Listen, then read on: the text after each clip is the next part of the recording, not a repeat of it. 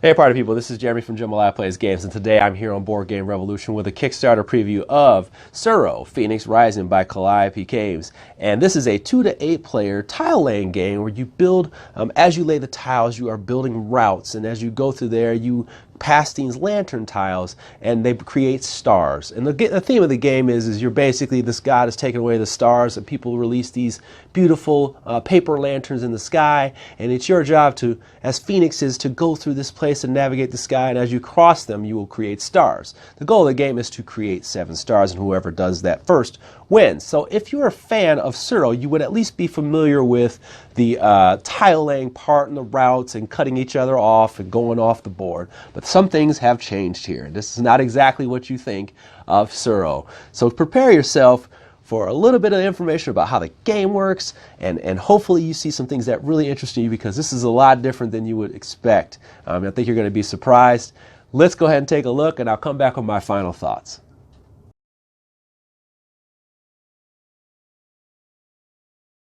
All right, party people, let's take a look at the setup for Tsuro Phoenix Rising. Now, full disclosure, this board is not set up the way it's supposed to be. Now, the player pawns, after you clip this board together, it's a 4-piece board and you clip it together, the pawns are supposed to be placed anywhere around this border of the board.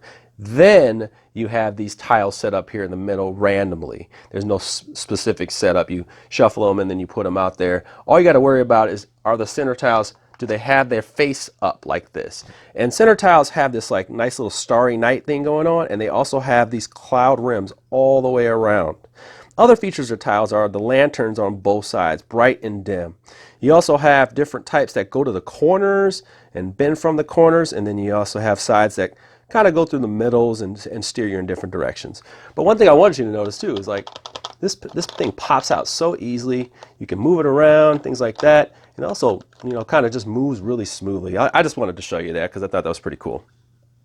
You also have your player pawns. I'll show you the red one. How about that? A little bit better to see there. So that's that. You know, of course, these are in prototype form. So are these life tokens, which we'll talk about the importance of, and so are these markers. This is also one of the things you need to pay attention to. As we go through the tiles, you'll see them emit these stars. They'll get these stars, okay? And that's how you score points for the game. But how does a turn go?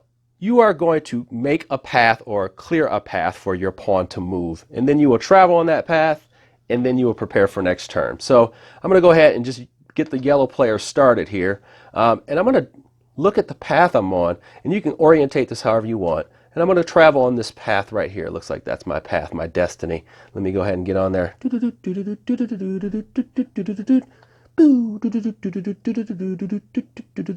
And I go through this tile and I hook back. Now, I went through this tile with a lantern marker, and since I did, whoa, those went off over there. I create a star. And when I do that, I create a star, and that's how I score points. But before I do that, I have to make sure I move this lantern, and that lantern marker is going to go to one of these other ones that is matching. It can't have another lantern marker. It can't have my pawn on it. Even if this was open, I can't put it on my pawn, and things like that. It's pretty simple where they can be placed. And after that, I will take my point. I will prepare for my turn because I don't need another tile right there. Boom, that is my turn, but that's pretty simple. Let's see here, the red players, so you can see just both players go. There we go. We'll put that right there. I have now created my path, and now I will travel on my path. Looks like that's my path. Phoenix is in flight, baby. There we go. And they will end their turn on that edge right there, like an edge tile. So I'm going to go ahead, finish my turn off, and I will grab 2 edge tiles like that. Well, there you go. And now the red player has their tiles, and that's the turn. They're prepared for next turn. Both players are prepared for next turn. Those are the basics, general of a turn, and we're going to get to some other situations so you have an understanding of how the game works.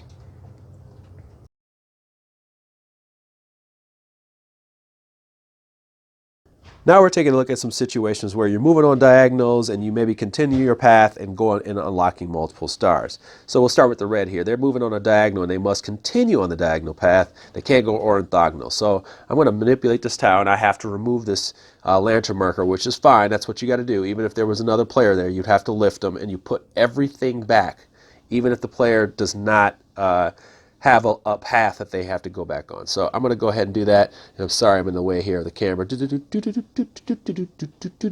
And as you can see, I've created a star there. All right, there you go. And I'm going to go ahead and move this red over here, and then red player gets a star. A little bit of a comeback, possibly. Probably not, though. Here we go. The yellow player has got, they're going to take this yellow lantern off, move that off, and then they're going to flip the tile. And it looks like no matter which way I would have manipulated anyway, it would be a straight pass. So I'm going to go ahead and pick that up, put it back down, and then I'm going to move through the tile. Boom. Create a star here. Yes, yes, yes. It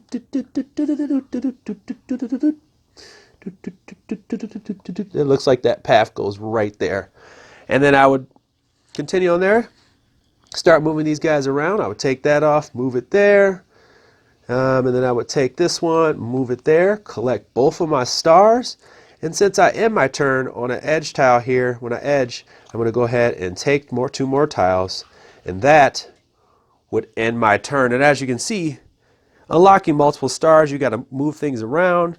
If there was a path that I created that allowed players to move, we would move at the end of my turn. And that's pretty much the whole look at a turn in those two parts.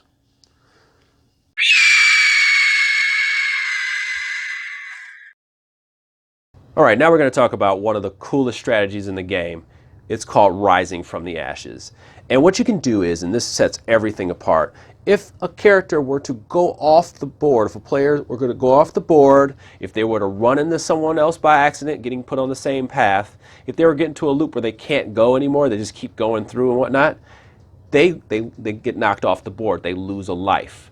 But I happen to have this life token here, and I can crush it, and I can become a phoenix, and my phoenix powers, and I can rise, and then I can rise, and I get to keep my stars.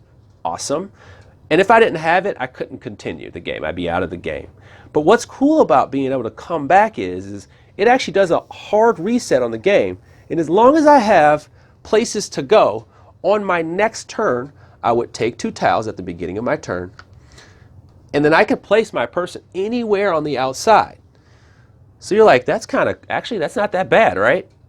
Yeah, it's not that bad. But what if I told you that at any point during the game, as long as you have one of these tokens, a player can say, you know what, I'm kind of stuck here and I don't like being on the edge all the time.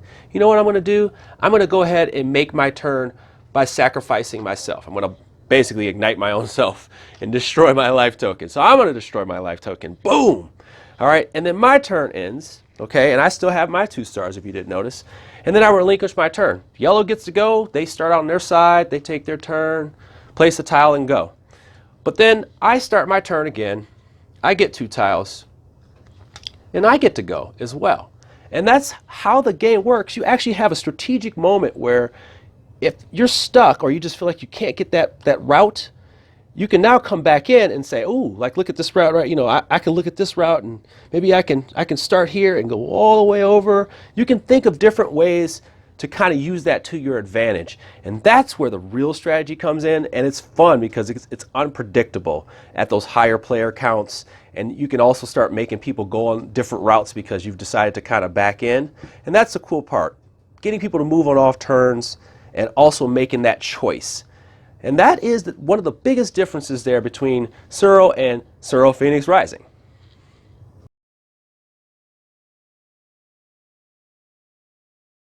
The game ends when the player reaches 7 star tokens. That just triggers the end game because they create a constellation, and that is the end game state. That can happen even on off turns because somebody continued their path and they earned stars. They got to 7. But the round continues until they get to the person that's right before the first player. Now, if there are multiple people tied, it comes down to this and who has their life tokens. And if there's multiple people tied, then it's a shared victory. And then there's also one in condition where if someone just survives and they're the last person on the board, they win. So there's a lot of little tiebreakers there. But now let's take a look at the advanced game, Dangerous Skies. So now we're going to take a look at the Dangerous Skies part. there are two situations where this works. Now we're just going to play the game as normal, but how the lanterns are used and how the tiles are used is totally different. So I will go ahead and lift this off because I have to lift it off and move. So I'm going to go ahead and do this. Now what that does is it flips. I go ahead and I go on my path.